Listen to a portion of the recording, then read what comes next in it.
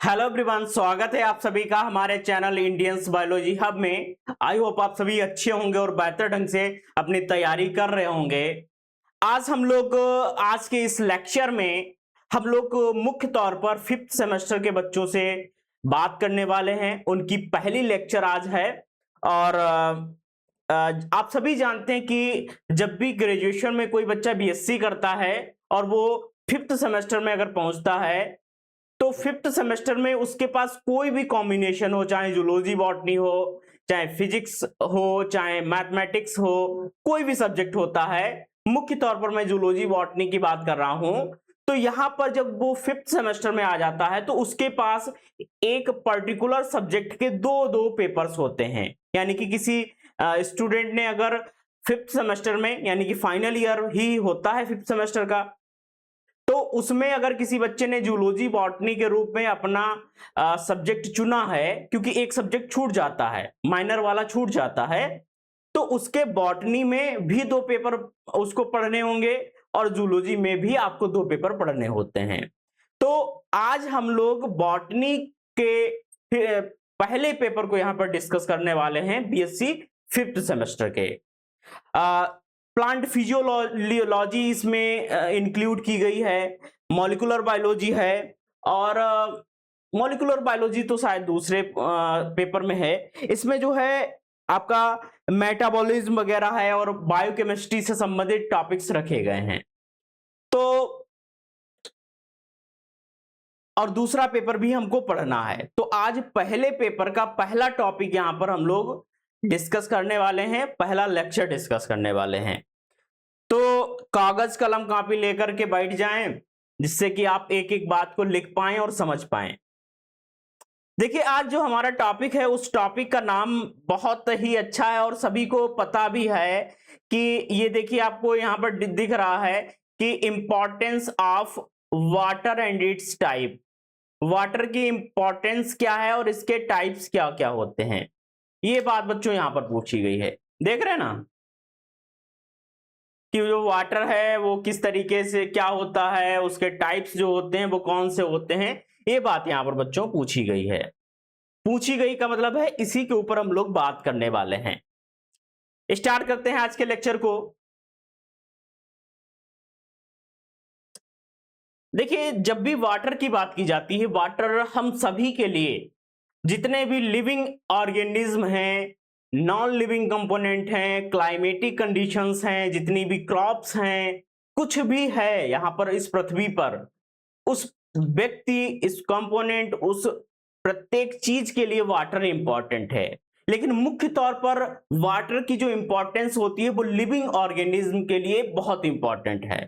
क्योंकि कोई भी व्यक्ति, कोई भी ऑर्गेनिज्म अगर लिविंग है, तो अगर वो वाटर नहीं उसको मिल पा रहा है तो उसकी लाइफ सही ढंग से प्रॉपर वे में नहीं चल पाएगी, इवन वो उसकी लाइफ चल ही नहीं पाएगी। तो देख लेते हैं, सबसे पहली हेडिंग जो दी गई है बच्चों यहां पर, जल का महत्व, इंपॉर्टेंस ऑफ वाटर। वाटर की इंपॉर्टेंस क्या है? तो आप सभी जानते हैं कि जल सभी लिविंग सेल्स का मुख्य कंपोनेंट या घटक होता है। जाहिर सी बात है, जितनी भी लिविंग सेल्स होती हैं, जीवित जितनी भी कोशिकाएं होती हैं, उनका मेन कंपोनेंट जो होता है, मेन जो घटक होता है वो वाटर होता है। और आप लोग देखते भी हैं, हमारी सेल्स जितनी भी, हम लोग मल्टी सेलुलर हैं, जो एंजियोस्पर्मिक पौधे होते हैं वो मल्टी सेलुलर होते हैं, और बहुत सारे अन्य कंपोनेंट होते हैं जो मल्टी सेलुलर नेचर के होते हैं। उनकी बॉडी एक से अधिक प्रकार की सेल से मिलकर के बनी होती है, और एक सेल का जो सबसे इंपॉर्टेंट कंपोनेंट है वो है वाटर। अगर सेल से वाटर निकल जाए, वाटर अगर निकल जाता है तो वो डेड हो जाती है, उसकी मृत्यु हो जाती है। तो जितनी भी लिविंग सेल होती है उनका सबसे इंपॉर्टेंट जो कंपोनेंट होता है वो वाटर होता है। पौधों के ताजे भार, फ्रेश जो वेट होता है का अधिकांश पार्ट जल होता है। जाहिर सी बात है कि कोई प्लांट है, क्योंकि हम लोग ये टॉपिक बॉटनी के अंतर्गत पढ़ रहे हैं तो हम प्लांट के ऊपर बात करेंगे। अब आप प्लांट को देखते हैं, चाहे वो टेरेस्ट्रियल प्लांट हो, चाहे एक्वेटिक प्लांट हो, चाहे वो जीरोफिटिक कंडीशन में पाया जाने वाला पौधा हो, यानी कि राजस्थान में जहां पर वार्षिक वर्षा, एनुअल रेनफॉल जो 50 सेंटीमीटर से कम या उसके आसपास होती है, जहां पर ऐसे पौधे ग्रो करते हैं जिनमें वाटर को अपने अंदर रोकने की क्षमता होती है, अलग अलग वेरिएबिलिटीज के कारण, अलग अलग प्रकार के एडाप्टेशंस के कारण। तो हर तरह के पौधे और उन पौधों में का जो वेट होता है, भार होता है, उसमें अधिकांश जो उसका भार होता है वो वाटर का ही होता है, क्योंकि उसकी पूरी बॉडी में वाटर एक इंपॉर्टेंट कंपोनेंट है। एग्जाम्पल भी दिया गया है बच्चों कि जलीय जो पौधे होते हैं, एक्वेटिक जो प्लांट्स होते हैं, उनके टोटल वेट का 95% से अधिक जल होता है। यानी कि कोई एक्वेटिक प्लांट होता है, जलीय परिस्थितियों में पाया जाने वाला कोई पौधा होता है, जल में जो ग्रो करता है और जल में ही रहता है, ऐसा कोई पौधा होता है, उसकी पूरी प्लांट बॉडी में का जो वेट है, जो भार है, उसका 95%, 95% जो पार्ट होता है वो किसके रूप में होता है? वाटर के रूप में होता है। और बाकी 5% में सारी चीजें, और 95% में सिर्फ पूरे बॉडी वेट का 95% वाटर है। तो सोचिए कितना बड़ा परसेंटेज है वाटर का किसी भी प्लांट के लिए, खास करके एक्वेटिक प्लांट के लिए, जलीय पौधों के लिए। लिखा हुआ है कि जो ट्रीज होते हैं, वृक्ष होते हैं, वृक्षों में जल की मात्रा अपेक्षाकृत कम होती है, यानी कि लगभग 40 से 45 से 50% होती है। लेकिन ये भी मात्रा बहुत कम नहीं है। किसी भी ऑर्गेनिज्म, किसी भी प्लांट के लिए 40% से 45% या 50% तक की जो उसका प्लांट बॉडी का जो वेट है वो वाटर का होना, ये भी बहुत बड़ी बात है। यानी कि 50% जो वेट है, और ट्रीज की बात की जा रही है, वृक्षों की बात की जा रही है, उनके बॉडी वेट का 50% जो वेट है वो वाटर का होता है। तो वाटर एक इंपॉर्टेंट कंपोनेंट है सभी लिविंग ऑर्गेनिज्म के लिए। लेकिन हम लोग स्पेशली यहां पर प्लांट की बात कर रहे हैं, तो प्लांट की जो बॉडी वेट होता है, चूंकि प्रत्येक सेल होती है, उस सेल का अपना एक वाटर होता है, उस सेल में वाटर होता है, और प्रत्येक सेल के वाटर का वेटेज अगर अप्रोक्सीमेट जोड़ा जाता है तो वो जो टोटल बॉडी वेट होता है, उससे उसमें उसकी जो भूमिका होती है, जो योगदान होता है, उसकी जो परसेंटेज होती है वो बहुत ज्यादा होती है। ये बात बच्चों बहुत इंपॉर्टेंट है। आगे देखिए क्या बताया गया है। बताया गया है कि जो टेरेस्ट्रियल प्लांट के लिए वाटर का मेन सोर्स सॉइल है, यानी कि जो स्थलीय पौधे होते हैं, यानी कि पर जो स्थलीय परिस्थितियां, फील्ड कंडीशंस जो होती हैं, उनमें जो पौधे उगते हैं, ग्रो करते हैं, हम लोग देखते हैं अपने आसपास में जितने भी आप पौधे देख रहे हैं अपने आसपास में, वो क्या है? स्थलीय पौधे हैं। और उनके लिए वाटर का जो मेन सोर्स है, जो मेन जिस जगह से वाटर प्राप्त होता है टेरेस्ट्रियल प्लांट्स को, स्थलीय पौधों को, वो कौन सा होता है? वो होता है बच्चों सॉइल। सॉइल का मतलब आपकी भूमि या जमीन। तो टेरेस्ट्रियल प्लांट के लिए सॉइल, वाटर का सबसे अच्छा और सबसे इंपॉर्टेंट सोर्स है सॉइल, मिट्टी। और वाटर एब्जॉर्प्शन के लिए पौधों में कॉम्प्रिहेंसिव रूट सिस्टम होता है। अब आप लोग जानते हैं कि कोई टेरेस्ट्रियल कंडीशन में कोई प्लांट पाया जा रहा है, और उसकी जो रूट्स होती हैं, उस प्लांट की जो रूट होती हैं, वो काहे में धसी होती है? मिट्टी में धसी होती हैं, और बहुत अंदर तक धसी होती हैं।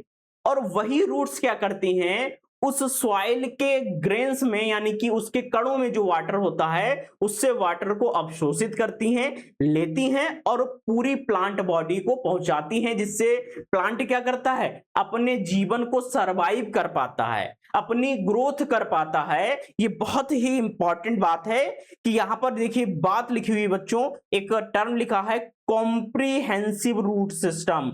This is one of the most important thing about trees या प्लांट्स। क्योंकि प्लांट क्या है? प्लांट में रूट्स जो हैं, अगर रूट्स ना हो, आप लोग देखते भी हैं बहुत सारे ऐसे पौधे होते हैं जिनमें रूट नहीं होती है, या रूट लाइक स्ट्रक्चर्स पाई जाती हैं, वो इतने लंबे नहीं हो पाते हैं, इतने मजबूत नहीं हो पाते हैं, वो सॉफ्ट होते हैं, कोमल होते हैं, उनको जैसे ही आप टच करेंगे, हल्का सा हिलाए डुलाएंगे तो वो टूट जाते हैं। तो रूट का होना और डेवलप्ड प्रकार की रूट्स का होना बहुत ही जरूरी होता है, जिनको हम लोग टैप रूट्स कहते हैं। उन रूट्स का होना बहुत आवश्यक होता है। और वो जो रूट होती है वो रूट सिस्टम बनाती है, और रूट सिस्टम का पूरा रोल क्या होता है कि वो वाटर को लेती है जमीन से, सॉइल से, और प्लांट बॉडी के टिप वाले रीजन में, यानी कि सबसे जो ऊपर वाला रीजन होता है वहां तक वाटर को पहुंचाती है बच्चों। ठीक है ना? तो वाटर का अपना एक बहुत ही इंपॉर्टेंट रोल होता है। आगे देखिए, अगली हेडिंग कह रही है जल के गुण, प्रॉपर्टीज ऑफ वाटर। अब जाहिर सी बात है कि अगर आपसे कोई पूछ ले, नॉर्मल ही पूछ ले कि जल की प्रॉपर्टीज क्या हैं, जल के खूबियां क्या हैं, जल के गुण क्या होते हैं, तो आप सभी कहोगे सर मैं तो रोज पीता हूं पानी, ठंडा पानी पीता हूं। कौन सा पानी पीते हो? ठंडा पानी पीते हो, है ना? ठंडा पानी पीते हो या नॉर्मल? और ये भी ध्यान रखना कि ठंडा पानी आपकी बॉडी के लिए ज्यादा अच्छा है या नॉर्मल पानी पीना ज्यादा अच्छा है ना? ये आप सुनिश्चित करें। देख लेते हैं कि क्या क्या खूबियां होती हैं, क्या क्या गुण होते हैं। देखिए, पहली बात यहां पर जो बताई गई है, कह रहा है कि ये है colourless, odourless, tasteless and universal solvent है, जिसका pH 7 होता है। यानी कि जो आपका वाटर होता है बच्चों, जो आपका वाटर होता है, ये वाटर क्या होता है बच्चों? ये वाटर क्या होता है? ये कलरलेस होता है। कलरलेस का मतलब होता है कि रंगहीन होता है। कलर आप लोग कभी कह सकते हैं कि वाटर का कलर हम लोग बता सकते हैं क्या? ना उसको हम लोग व्हाइट कह सकते हैं, ना ब्राउन कह सकते हैं। तो कैसा होता है? कलरलेस होता है। ऑर्डरलेस का मतलब होता है बच्चों, देखो कलरलेस वाला जो वर्ड है वो याद रखिएगा, क्योंकि क्योंकि अक्सर ये बात पूछी जाती है कई सारे कॉम्पिटिटिव एग्जाम में कि वाटर का कलर कैसा होता है। एग्जाम्पल दिया होता है व्हाइट, ब्राउन, इस तरीके के एग्जाम्पल्स दिए होते हैं, लेकिन आपको पता होना चाहिए कैसा होता है, कलर लेस होता है। ऑर्डरलेस भी होता है, यानी कि गंधहीन भी होता है। कोई वाटर का कोई स्पेशल टेस्ट नहीं होता है। आप वाटर को पिएंगे, आप वाटर से आप संतुष्ट भी होंगे, आपकी बॉडी भी ग्रोथ करेगी, उसके डेवलपमेंट में डायरेक्टली और इनडायरेक्टली तौर पर वो भाग भी लेगा, लेकिन उसका कोई टेस्ट नहीं होता है, उसका कोई स्वाद नहीं होता है, गंधहीन होता है। टेस्टलेस भी होता है और गंधहीन भी होता है बच्चों। उसका कोई टेस्ट भी नहीं होता है और उसमें कोई गंध भी नहीं होती है, कोई स्मेल भी नहीं होती है। और एक इंपॉर्टेंट बात होती है कि यूनिवर्सल सॉल्वेंट होता है, सब जगह सार्वत्रिक विलायक होता है, सब जगह मिल जाता है, किसी में आप मिलाइए जल उसमें मिक्स हो जाएगा। तो वाटर बहुत इंपॉर्टेंट है, इसकी ये प्रॉपर्टीज आपको याद ही रखनी पड़ेंगी। और इसका जो पीएच होता है वो 7 होता है। इसका जो पीएच होता है वो कितना होता है? 7 होता है बच्चों। और अगर आप 6.8 से लेकर के 7 पॉइंट समथिंग कुछ वाटर का जो अगर पीएच है, तो अगर उस वाटर को ले रहे हैं तो कोई बहुत बड़ी दिक्कत वाली बात नहीं है। लेकिन अगर आप उस पीएच से डिफरेंट प्रकार के किसी पीएच को वाटर के फॉर्म में, अगर किसी वाटर का पीएच बहुत कम है या बहुत ज्यादा है, अगर उस वाटर को अगर आप पी रहे हैं तो आपके लिए समस्या वाली बात है। अगर उसका एसिडिक नेचर हो गया तब आपकी बॉडी को हार्म करेगा, प्लांट की बॉडी को हार्म करेगा। अगर उसका बेसिक नेचर हो गया तब भी वो प्लांट बॉडी और एनिमल बॉडी को हार्म करता है। तो उसका पीएच मेंटेन रहना बहुत जरूरी होता है। दूसरी बात क्या है, यह सभी बायोलॉजिकल एक्टिविटीज के लिए आवश्यक है। जाहिर सी बात है कि कोई भी बायोलॉजिकल एक्टिविटी होती है, हम लोग देखते हैं कि हम लोग खाना भी खाते हैं तो बीच बीच में पानी पीते हैं। हमारा जो बक्कल केविटी में खाना जाता है तब उसमें आप लोग देखते हैं कि जब माउथ में खाना जाता है तो सलाइवा उसमें मिक्स होता है, और सलाइवा क्या होता है, उसमें भी वाटर होता है। इवन खाना जो बनता है वो भी वाटर से ही बनता है। और जब बॉडी में पहुंचता है तब भी क्या होता है, उसकी मेटाबॉलिक रिएक्शंस होती हैं, छोटे छोटे खंडों में टूटता है। उन सभी चीजों के लिए भी वाटर रिक्वायर्ड होता है। और प्लांट में भी बहुत सारी रिएक्शंस होती हैं, जब एनर्जी का फॉर्मेशन होता है उसमें भी अलग अलग स्टेप्स में वाटर का यूज होता है बच्चों। तो बिना वाटर के किसी भी प्रकार की बायोलॉजिकल एक्टिविटीज का सही और रेगुलर वे में होना पॉसिबल नहीं है। तो वाटर किसी भी बायोलॉजिकल एक्टिविटीज के लिए बहुत ही इंपॉर्टेंट कंपोनेंट है बच्चा। आगे देखिए क्या बताया गया है। अगली बात बताई गई, कोशिका की सभी मेटाबॉलिक एक्टिविटीज जैसे कि respiration, photosynthesis, transpiration, mineral nutrition, temperature control water द्वारा ही होता है। यानी कि प्लांट के कॉन्टेक्स्ट में ये बात की जा रही बच्चों कि अगर किसी भी प्रकार की मेटाबॉलिक एक्टिविटी हो रही हो, चाहे वो रेस्पिरेशन हो रहा है, श्वसन हो रहा है, वाटर का उसमें बहुत बड़ा रोल है। फोटोसिंथेसिस हो रही है, प्रकाश संश्लेषण हो रहा है जिसके द्वारा पौधों में भोजन का निर्माण हो रहा है, उसमें भी वाटर यूज हो रहा है। ट्रांसपायरेशन हो रहा है, बाष्पोत्सर्जन हो रहा है, उसमें भी क्या हो रहा है, वाटर का रोल है। और अगर मिनरल का न्यूट्रिशन, मिनरल जो न्यूट्रिशन होता है, खनिज न्यूट्रिशन नहीं होगा बच्चों, यहां पर एब्जॉर्प्शन होगा, मिनरल एब्जॉर्प्शन होगा बच्चों।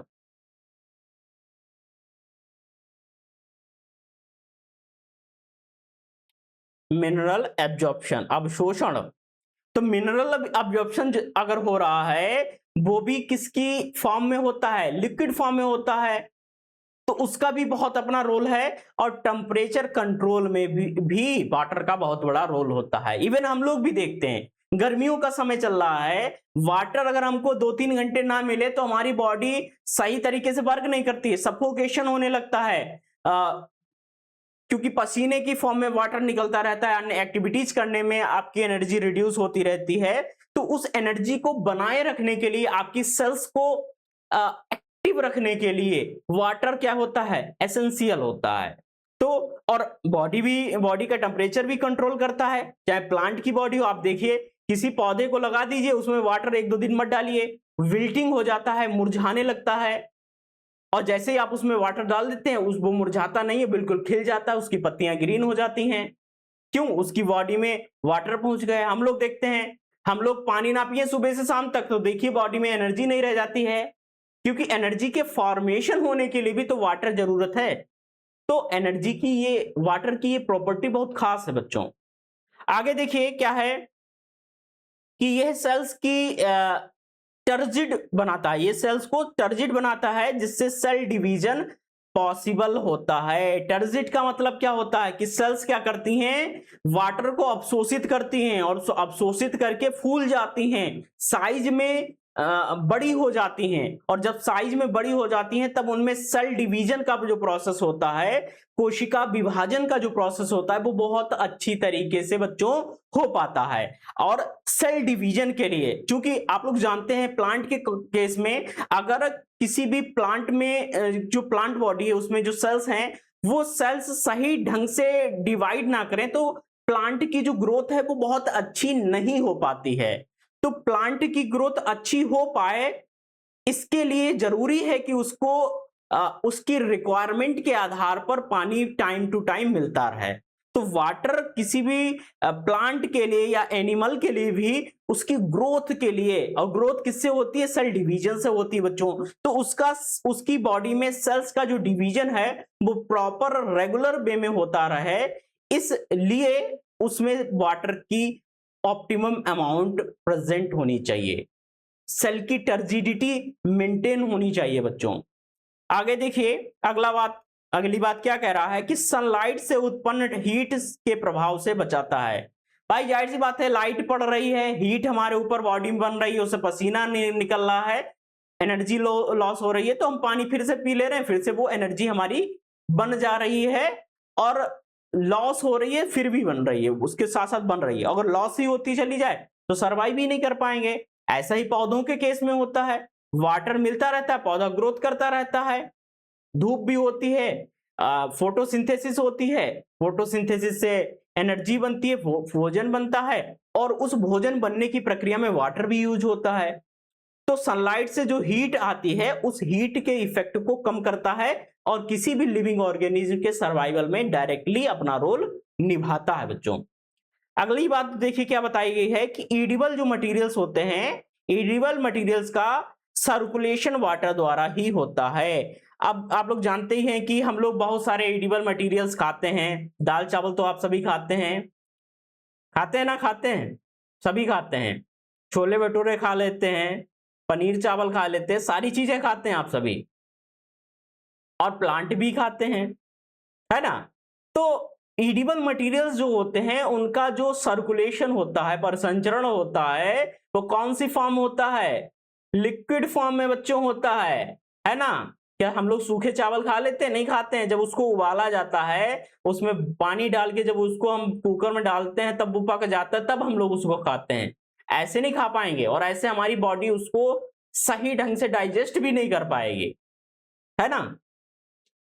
आगे देखिए, आगे क्या कह रहा है कि सीड जर्मिनेशन की प्रोसेस को कंप्लीट करता है या कराता है। सीड जर्मिनेट होता है कब होता है? जब उसमें पानी होता है ना? आप देखिएगा, चने को जब हम पानी में डालते हैं और 24 घंटे के लिए या 30 घंटे के लिए छोड़ देते हैं, तो उसमें वर्ड्स निकल आती हैं। प्लांट जो सीड की जो टिप वाला रीजन होता है, वहां से क्या होता है? ग्रोथ होने लगती है, व्हाइटिश कलर की ग्रोथ होती है, तो जर्मिनेट हो जाता है, उसका जर्मिनेशन हो जाता है, होता है ना? ऐसे ही बहुत सारे सीड ग्रेन्स को बो देते हैं, पानी का छिड़काव कर देते हैं या पानी उसमें भर देते हैं, तो उसमें क्या होता है? जर्मिनेशन होता है। तो सीड के जर्मिनेशन के लिए वाटर क्या होता है? इंपॉर्टेंट होता है। ये प्रॉपर्टीज हैं बच्चों वाटर की। तो ओवरऑल क्या देखा जाए? ओवरऑल वाटर हमारे लिए बहुत ही मीनिंगफुल है। आगे देखिए, प्लांट्स में वाटर का मेन सोर्स सॉइल वाटर है, जाहिर सी बात है। जो मेनली रेन के वाटर से प्राप्त होता है, ये निम्न प्रकार का होता है। But plants only capillary water के द्वारा ही जल अवशोषण करते हैं। यानी कि बच्चों क्या कहा गया है? कहा गया है कि जो वाटर का मेन सोर्स है वो क्या है? भाई जाहिर सी बात है कि प्लांट के लिए जो वाटर का मेन सोर्स होता है वो सॉइल वाटर होता है। मिट्टी में जो जल होता है वही प्लांट के लिए मेन सोर्स होता है वाटर का। और जो वाटर का मेन सोर्स है भाई, पृथ्वी के ऊपर जो वाटर है उसका मेन जो सोर्स है वो क्या है? रेन वाटर है। बरसात का जो बरसात की सीजन चल रही है, आप देख रहे हैं जहां जहां बारिश नहीं हो रही वहां कितनी तबाही मच रही है, लोगों की फसलें खराब हो रही हैं, बहुत सारी दिक्कतें आ रही हैं। तो वो जो वाटर का मेन सोर्स है वो क्या है? रेन वाटर है। बरसात का जो पानी है वो वाटर के लिए बहुत जरूरी है। और एक बात और भी इंपॉर्टेंट है कि जो वाटर कई प्रकार के होते हैं, अभी हम लोग पढ़ेंगे, डिटेल में बात करेंगे, तो उनमें से जो प्लांट जिस वाटर को ले पाते हैं, जिस वाटर को अवशोषित कर पाते हैं, वो कौन सा वाटर होता है? कैपिलरी वाटर होता है। अभी बच्चों बात करेंगे, उसके ऊपर ही बात करेंगे अभी, और सारी बातें करेंगे कि आपको पता चलेगा कि कैपिलरी वाटर क्या होता है, क्यों वो इतना इंपॉर्टेंट है। तो देख लेते हैं भाई, बात कर लेते हैं। तो सबसे पहले हम लोग सरफेस वाटर की बात करेंगे। पहला ये टाइप है वाटर का, फर्स्ट टाइप है वाटर का ये। तो देख लेते हैं बच्चों, क्या है ये? रेन के बाद सॉइल में डायरेक्ट इंटर करता है। यानी कि जो सरफेस वाटर होता है, जब बरसात होती है, बरसात के बाद में जो डायरेक्टली वाटर सॉइल में इंटर करता है उसको क्या कहते हैं? सरफेस वाटर कहते हैं। तथा कुछ मात्रा में कुछ मात्रा में कुछ मात्रा में केशिकाओं, जिनको कैपिलरीज कहते हैं, में चली जाती हैं। कुछ बहता हुआ किसी स्थानीय जल निकाय में पहुंच जाता है। अब आप देखते हैं कि बरसात होती है, तो बरसात में क्या होता है? बरसात का मोस्टली जो पानी होता है वो किसी वाटर बॉडी में जाकर के मिल जाता है। नदी नालों से जाकर के, छोटे छोटे नालों से जाकर के बड़ी वाटर बॉडीज में मिल जाता है। और कुछ वाटर क्या होता है कि जो आपने देखा होगा, जो सॉइल होती है, उन सॉइल में छोटी छोटी दरारें होती हैं, उन दरारों में भर जाता है और वो कैपिलरीज में पहुंच जाता है। कैपिलरीज का क्या मतलब होता है? जो सॉइल ग्रेन्स होते हैं, सॉइल के जो कण होते हैं, उन कणों के बीच में जो स्पेस बनता है, और कई सारे ग्रेन्स होते हैं, तो कई सारे ग्रेन्स के बीच में जो स्पेस होता है उसको कैपिलरी कर्व कहते हैं। और कई सारी कैपिलरीज जो होती हैं वो आपस में कनेक्टेड होती हैं, अपना एक जाल बना लेती हैं। भाई आपने देखा होगा सॉइल, हम लोग सूखी हुई सॉइल उठाना तो बिल्कुल छोटे छोटे कणों में अलग हो जाती है और उनका साइज भी अलग होता है, जो अभी हम लोग देखेंगे। तो उन कणों के बीच में जो स्पेस होता है उनको कैपिलरीज कहते हैं, और कई सारे जो स्पेस होते हैं वो आपस में मिल जाते हैं तो एक नेटवर्क बना लेते हैं बच्चों, अंदर ही सॉइल में ही, जिनको कैपिलरीज कहा जाता है। तो दूसरा जो वाटर होता है, सरफेस वाटर, क्या है? जो बरसात से आया या तो किसी वाटर बॉडी में चला गया, कुछ मात्रा में कैपिलरीज में पहुंच गया, और इस वाटर को मुख्य रूप से जो आपके प्लांट्स हैं वो नहीं ले पाते हैं, क्योंकि इसकी मोस्ट जो मात्रा होती है वो इधर उधर चली जाती है। दूसरा जो वाटर होता है उसको कहते हैं केशिका जल, that is capillary water. It is one of the most important water, most reliable water for plants. Plant के सर्वाइवल के लिए सबसे इंपॉर्टेंट टाइप के वाटर होते हैं जिनको कैपिलरी वाटर कहा जाता है। कौन से होते हैं? देखिए क्या बताया गया है, सॉइल के स्मॉल ग्रेन्स में पोर स्पेस कैपिलरीज का नेटवर्क बनाते हैं बच्चों, अभी मैंने बताया था, जिसमें जल भरा रहता है। अब मैंने बताया कि सॉइल के जो ग्रेन्स होते हैं उन ग्रेन्स के बीच में स्पेस होता है, और उन स्पेस, कई जगह पर स्पेस होता है भाई, सॉइल तो ग्रेन्स अलग अलग ही हैं, तो वो ग्रेन्स के जो स्पेस होते हैं वो आपस में जुड़े होते हैं, तो वो क्या होते हैं, एक नेटवर्क बना लेते हैं, एक जाल बना लेते हैं, उन्हीं को कैपिलरी कहते हैं। तो जो बारिश का वाटर है तो वो उन कैपिलरीज में जाकर के फंस जाता है बच्चों। भाई मान लीजिए कोई सॉइल के ग्रेन्स हैं, भाई छोटे छोटे ग्रेन्स हैं, यहाँ पर बहुत छोटे छोटे, मान लीजिए इस तरीके के ग्रेन हैं, और यहाँ पर क्या हुआ, इनके बीच में स्पेस भी और वाटर यहाँ पर बच्चों आया तो इनमें बीच में फंस जाता है वाटर, इसी को कहते हैं कैपिलरी वाटर।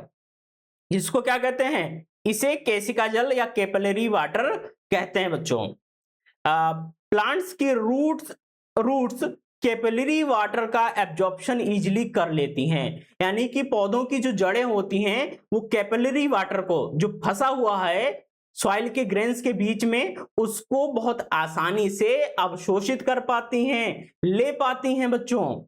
और क्या होता है, नॉर्मल कंडीशंस में पौधों को वाटर सप्लाई कैपिलरी वाटर से ही होती है, यानी कि सामान्य परिस्थितियों में, नॉर्मल कंडीशंस में क्या होता है, जो वाटर पौधे लेते हैं वो कैपिलरी वाटर को ही लेते हैं। अतः कैपिलरी वाटर प्लांट्स के लिए सबसे अधिक उपयोगी होता है, यानी कि आपसे कोई भी पूछ दे कभी भी कि प्लांट्स के लिए सबसे इंपॉर्टेंट वाटर कौन सा होता है, कैपिलरी वाटर होता है, क्योंकि वही अवेलेबल होता है पौधों के अवशोषण के लिए, पौधों की रूट के द्वारा वही अवशोषित होता है प्रिमिटिव तौर पर, प्राथमिक तौर पर बच्चों। आगे देखिए क्या बताया गया है, अगली बात क्या गई है कि आर्द्रता वाटर या आर्द्रता जल, जिसको हाइग्रोस्कोपिक वाटर कहते हैं, क्या होता है, यह वाटर सॉइल के ग्रेन्स की सरफेस पर एक पतली परत, थिन लेयर जिसको कहते हैं या थिन फिल्म कहते हैं, के रूप में पाया जाता है। यानी कि सॉइल की जो सरफेस होती है उसके ऊपर एक थिन फिल्म या पतली परत बना लेते हैं। मान लीजिए ये सॉइल है और ये सरफेस, सॉइल की सरफेस है, तो इसके ऊपर वाटर गिरा तो इसके ऊपर एक पतली सी फिल्म या परत बना लेता है। यह वाटर लेयर या फिल्म ग्रेन्स के साथ आसंजी, जिसको हम लोग एडहेसिव कहते हैं, और ससंजी, जिसको हम लोग कोहेसिव कहते हैं। तो एडहेसिव और कोहेसिव जो फोर्सेस होते हैं, बल होते हैं, के कारण अत्यंत दृढ़ता, यानी कि हाईली टाइटली जो होता है, टाइटली होता है, वहां पर टाइटली या दृढ़ता से लगा रहता है, यह जल पौधों को अवेलेबल या उपलब्ध नहीं होता है। यानी कि जो हाइग्रोस्कोपिक वाटर होता है वो एक परत के रूप में, एक लेयर के रूप में, एक फिल्म के रूप में सॉइल सरफेस के ऊपर होता है, और बहुत ही टाइटली, बहुत ही दृढ़ता के साथ में एडहेसिव और कोहेसिव फोर्सेस के कारण सॉइल के ग्रेन्स के साथ में चिपका या जुड़ा हुआ होता है। इतनी तगड़ी तरीके से, इतनी टाइटली तरीके से जुड़ा होता है कि उसको पौधे नहीं अवशोषित कर पाते हैं, पौधे उसका यूज नहीं कर पाते हैं बच्चों। आगे देखिए एक तीसरा टाइप का वाटर का टाइप है जिसको कहते हैं ग्रेविटेशनल वाटर। क्या है ग्रेविटेशनल वाटर? ग्रेविटेशनल फोर्स के कारण वर्षा के जल की कुछ मात्रा बड़े पोर स्पेस, रंध्राकारों जिसको कहते हैं, से होकर बहुत गहराई में एकत्र हो जाता है। यह धीरे धीरे पृथ्वी की सतह पर पहुंच जाता है। यह जल भी पौधे उपयोग नहीं कर पाते हैं बच्चों। ग्रेविटेशनल का मतलब ही क्या होता है? ग्रेविटेशनल फोर्स लगता है बच्चों, और उस ग्रेविटेशनल फोर्स के कारण क्या होता है? उस ग्रेविटेशनल फोर्स के कारण बच्चों क्या होता है कि जो बरसात का पानी है वो सीधे कहां जाता है? वो छोटी छोटी दरारों से, जो छोटी दरारें होती हैं सॉइल के बीच में या उसके बीच में जो स्पेस होता है, तो उनके ऊपर जब ग्रेविटेशनल फोर्स लगता है तो उस माध्यम से वाटर क्या चला जाता है? नीचे जाता चला जाता है। और नीचे जाने पर क्या होता है? वो एक समय ऐसा आता है कि वो जो धरातल होता है, जो तल होता है, वहां पर इकट्ठा होता रहता है। हालांकि उस वाटर का भी यूज होता है अलग अलग माध्यमों से, लेकिन डायरेक्टली उसका यूज पौधे नहीं कर पाते हैं। तो ग्रेविटेशनल, और मुख्य तौर पर आप देखते भी होंगे, बंजर जमीन आपने देखी होगी, बंजर जमीन देखती है, देखिए ना, उसमें आप देखेंगे कि जो सॉइल होती है उसमें जो सॉइल के बीच में जो दरारें होती हैं बहुत चौड़ी हो जाती हैं, बहुत मोटी दरारें पड़ जाती हैं, और बारिश होती है तो उन दरारों के बीच से पानी सीधे कहां जाता है? ग्रेविटेशनल फोर्स के कारण, क्योंकि उसमें दरारें भी हैं और फोर्स भी लग रहा है, तो सीधे वाटर कहां जा रहा है? नीचे जा रहा है। कहां? धरातल में जा रहा है। तो एक प्रकार का वाटर ये भी होता है जिसको ग्रेविटेशनल वाटर बच्चों कहते हैं हम लोग। आगे देख लेते हैं और कौन से वाटर की बात की जा रही है। अगले वाटर का टाइप है बच्चों रसायनतः बद्ध जल। हिंदी बड़ी तगड़ी है, आप लोगों के लिए निकाली है, जिसको कहते हैं chemically bound water. Chemically bound water, chemically word आ गया है। देखते हैं क्या होता है यहां पर। देखिए, बरसात यानी कि रेन के बाद जब वाटर में मिनरल्स में जैसे आयरन है, कैल्शियम है, नाइट्रोजन है, सल्फर है, अल्मुनियम है, निकिल है, कोबाल्ट है, जैसे खनिज पदार्थ मिले रहते हैं, बहुत सारे मिनरल्स मिल जाते हैं। जब पौधों के लिए तब पौधे के लिए इस जल का उपयोग करना पॉसिबल नहीं है। यानी कि बरसात का जो पानी होता है और उस पानी में बहुत सारे मिनरल्स भी होते हैं, जैसे निकिल है, कोबाल्ट है, नाइट्रोजन है, सल्फर है, एल्युमिनियम है, बहुत सारे मिनरल्स होते हैं। और वो मिनरल्स क्या होते हैं? वो वाटर को अपनी सरफेस पर चिपका लेते हैं, इतनी टाइटली तरीके से चिपका लेते हैं कि वो केमिकली बाउंड हो जाते हैं, वहां पर रासायनिक रूप से बंधक हो जाते हैं, बॉन्ड बना लेते हैं मिनरल्स के साथ में। तो जब बॉन्ड बन जाता है तो उस वाटर को बहुत जल्दी पौधे ले भी नहीं पाते और ले ही नहीं पाते हैं बच्चों। तो इस प्रकार के वाटर का भी यूज बच्चों, केमिकली बाउंड वाटर का भी यूज पौधे नहीं कर पाते हैं। अगला है वाटर वेपर। वाटर वेपर क्या होता है बच्चा? तो वाटर वेपर जो है सॉइल में जिन पोर स्पेसेस में जल नहीं होता है, वे सॉइल यानी कि मृदा, सॉइल एयर, मृदा वायु जो होती है में से भरे रहते हैं या होते हैं। सॉइल एयर में सदैव वाटर वेपर होता है, वाटर वेपर उसमें प्रेजेंट होता है। सामान्यतः मिट्टी में जब तक कैपिलरी वाटर होता है, सॉइल एयर वाटर वेपर से सेटिस्फाइड होती है। अब इसमें क्या बताया गया है कि वाटर वेपर क्या होता है। अब एक नॉर्मल सी आप सोच लीजिए, समझ लीजिए कि बारिश हुई, बारिश का पानी, कैपिलरी वाटर की अगर हम लोग बात करें तो वो क्या होता है? सॉइल के ग्रेन्स के बीच में वाटर फंस जाता है। तो ऐसा थोड़ी ना होता कि जितनी भी कैपिलरीज होती हैं, यानी कि जितने भी सॉइल के ग्रेन के बीच में स्पेस होते हैं, सब में तो वाटर नहीं फंसा होता है, कुछ तो खाली ही रहते होंगे। तो जितने भी पोर स्पोर्स यानी कि कैपिलरीज के में जिस जगह से वाटर पहुंचता है, उस पोर स्पोर के द्वारा जहां पर कैपिलरीज खाली होती है, वहां से क्या होता है? उस पोर स्पोर के द्वारा एयर भी पहुंच जाती है। कौन सी एयर पहुंच जाती है? सॉइल एयर भी पहुंच जाती है। और वो सॉइल जो एयर होती है वो वाटर वेपर की फॉर्म में होती है। यानी कि वो जो एयर सॉइल में पहुंची है, जो खाली इंप्टी थी कैपिलरीज, उसमें जब वो एयर पहुंची तो उसमें वेपर भी है, उसमें कुछ वाष्प भी होता है, यानी कि उसमें वाटर भी है। तो इस कारण क्या होता है कि अगर कोई भी सॉइल है तो उसमें एयर भी होगी, वाटर भी होगा और वेपर होगी, यानी कि वाटर, वेपर, एयर तीनों एक चीजें साथ में होती हैं। और ऐसा जो है, ऐसी कंडीशन बहुत ही सेटिस्फाइंग कंडीशन होती है, क्योंकि आप लोग जानते हैं कि अगर रूट किसी भी सॉइल में है बच्चों, तो उसके लिए वाटर अवशोषित करना बहुत जरूरी है, क्योंकि वाटर से उसकी लाइफ चलनी है। और उस वाटर के अवशोषण के लिए, उसको अवशोषित करने के लिए, प्राप्त करने के लिए वाटर वेपर का, वाटर में होना, वाटर वेपर का उस सॉइल में होना या वाटर के ऊपर होना बहुत जरूरी है। अगर वो वाटर वेपर नहीं होता है तो जो वाटर एब्जॉर्प्शन की जो प्रोसेस है वो बहुत अच्छे ढंग से नहीं हो पाती है और बहुत बड़े अमाउंट में जो है उसको दिक्कत होती है, कह सकते हैं उसकी जो प्रक्रिया है वो बहुत स्लो हो जाती है अगर वाटर वेपर नहीं है। अगर होती है तो बहुत अच्छे से होती है। तो ये कुछ टाइप्स थे बेटा आपके वाटर के, जिनको अभी हमने देखा है।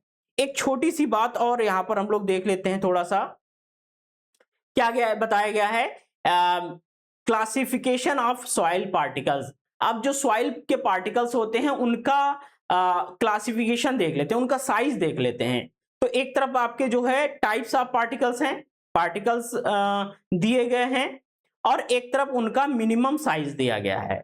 तो सबसे पहले हम लोग ग्रेवल एंड स्टोन्स की बात करते हैं, बजरी एंड पत्थर की बात करते हैं। तो उनका जो मिनिमम साइज होता है वो 2.0 mm मिलीमीटर होता है। ठीक है, कितना होता है? 2.0 mm होता है। वहीं हम लोग कोर्स सैंड की बात करते हैं, मोटी रेत की बात करते हैं बच्चों, तो उसका 2.0 से 0.2 mm तक उसका मिनिमम साइज होता है बच्चों। आगे देखिए फाइन सैंड की बात करते हैं तो उसका साइज 0.2 से 0.02 mm के आसपास होता है। वहीं अगर हम लोग सिल्ट की बात करते हैं, जिसको हम लोग गाद या सिल्ट कहते हैं, उसका साइज जो है 0.02 से 0.002 mm के आसपास बच्चों होता है। वहीं अगर हम लोग क्ले सॉइल की बात करते हैं, चिकनी मिट्टी की बात करते हैं, तो उसका जो साइज होता है 0.002 से mm से कम होता है बच्चों। तो इस प्रकार के साइजेस होते हैं। किसके साइजेस होते हैं? सॉइल के कणों के साइजेस होते हैं। और ध्यान रखिएगा, सॉइल के कणों का जो साइज है वो बहुत ही रिलायबल होता है। वो ये डिसाइड करता है कि कौन सी सॉइल वाटर होल्ड कर पाएगी, कौन सी सॉइल वाटर होल्ड नहीं कर पाएगी। तो सॉइल के पार्टिकल्स का, कणों का जो साइज है वो बहुत ही इंपॉर्टेंट होता है किसी भी जियोग्राफिकल कंडीशंस के लिए बच्चों। ये बात आप पढ़ेंगे आगे चल के, जब पीडोजेनेसिस आपको पढ़ाई जाएगी फाइनल ईयर में। जब आप बीएससी में पहुंचेंगे तो आप, सॉरी 6th सेमेस्टर में पहुंचेंगे तो आपको समझ में आएगा कि पीडोजेनेसिस में ये सारी बातें की जाती हैं, सॉइल के निर्माण की जो प्रक्रिया होती है, तब आपको बहुत ज्यादा डिटेल में सारी बातें समझ में आ जाएंगी। तो यहीं पर आपका ये लेक्चर समाप्त होता है। मिलते हैं एक नए लेक्चर के साथ में, एक नई कुछ अप्रोच के साथ में, नए कुछ कॉन्सेप्ट के साथ में। तब तक की आप सभी को राम राम, नमस्ते, और पढ़ाई करते रहिए आप सभी, क्योंकि पढ़ाई करना बहुत ही ज्यादा जरूरी है। भाई क्यों जरूरी है? आपका एक पर्पज है कि आपको कुछ करना है, आपको कुछ बनना है, और उस बनने के लिए पढ़ना बहुत जरूरी है। और पढ़ने के लिए इंडियंस बायोलॉजी हब चैनल पर आना बहुत ही ज्यादा जरूरी है, अगर आप बीएससी कर रहे हैं, है ना? ठीक है, थैंक यू सो मच। ध्यान रखिए, चैनल को सब्सक्राइब कर दीजिए, शेयर कर दीजिए, बेल आइकन दबा दीजिए, और कमेंट करना ना भूलें बच्चों, कमेंट करना बिल्कुल भी ना भूलें, है ना? ठीक है, मिलते हैं एक नई क्लास के साथ में। थैंक यू सो मच आप सभी का।